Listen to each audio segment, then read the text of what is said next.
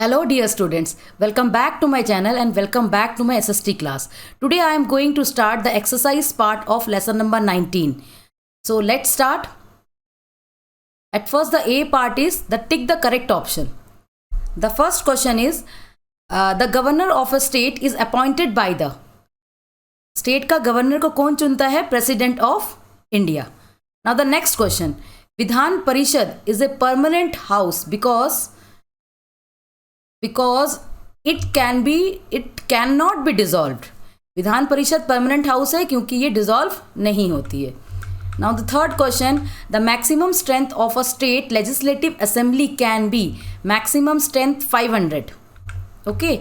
Now the next question, the union territories are directly administered by the union territories को directly कौन administrate करता है? Union government.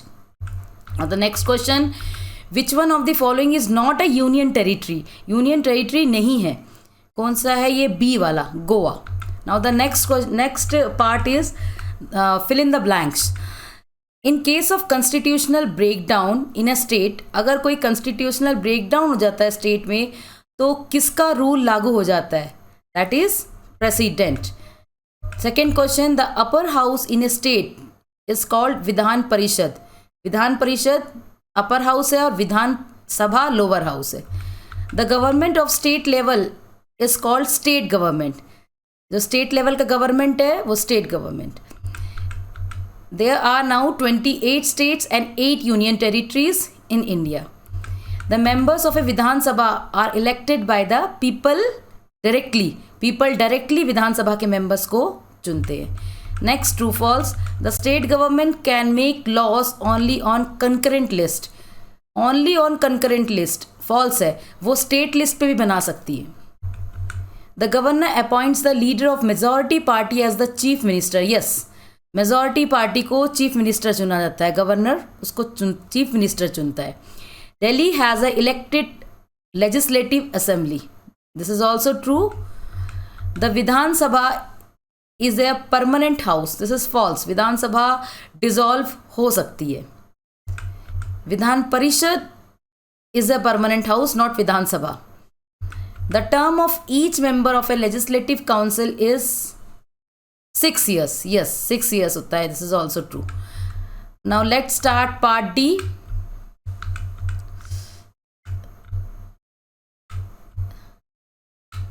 The first question, what is the minimum age to be the governor of a state?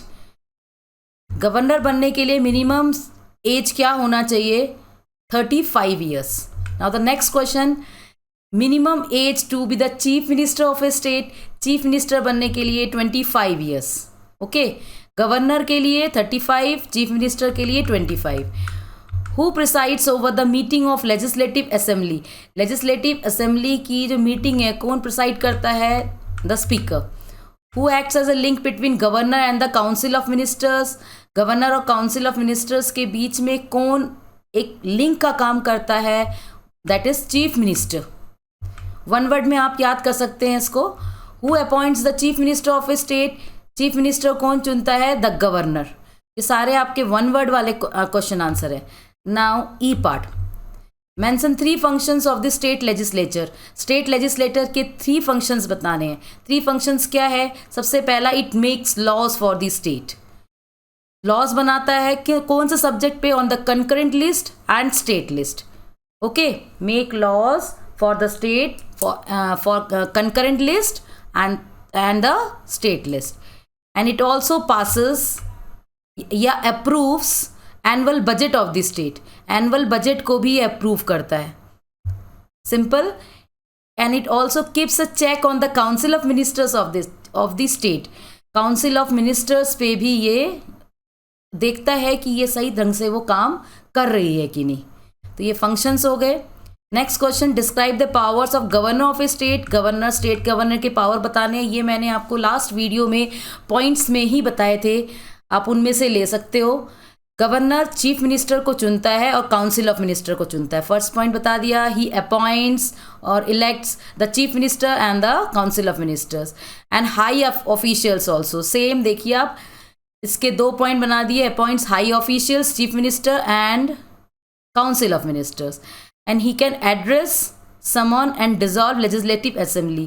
वो किसी address भी कर सकता है, कुछ बोल भी सकता है सभा में, किसी के प्रति समन भी निकाल सकता है और डिसॉल्व भी कर सकता है, समन भी निकाल सकता है, या किसी को बुलाना हो तो उसके लिए समन निकाल सकता है और डिसॉल्व भी कर सकता है लेजिस्लेटिव असेंबली को. इवन बिल भी अप्रूव करता है governor. Every bill approves the governor of the state. जो बिल है वो governor of the state he approve करता है. प्रेसिडेंट रूल इम्पोज्ड कब लागू होता है स्टेट में? प्रेसिडेंट रूल, राष्ट्रपति शासन कब लागू हो जाता है? President rule is imposed in a state in case of improper functioning of legislative assembly. legislative assembly अगर सही काम नहीं करे तो वहाँ पे उसको डिसॉल्व कर दिया जाता है और उसकी जगह प्रेसिडेंट रूल लागू कर दिया जाता है और कॉन्स्टिट्यूशनल ब्रेकडाउन, ये कॉन्स्टिट्यूशनल ब्रेकडाउन हो जाता है. 5 functions of council of ministers. Council of ministers के 5 फंक्शंस बताने हैं. Maintains law and order in the state. Administers, maintains law and order. Formulates policy. Okay, इसको वन वर्ड में याद करके अपना सेंटेंस बना लीजिए. Administrates, maintains law and order, formulates policies, gives advice to the governor. Okay, executes law and decisions made by the legislative assembly as well as union government. Executes law and decisions made by the legislative assembly. legislative assembly जो decisions लेती है and as well as union government.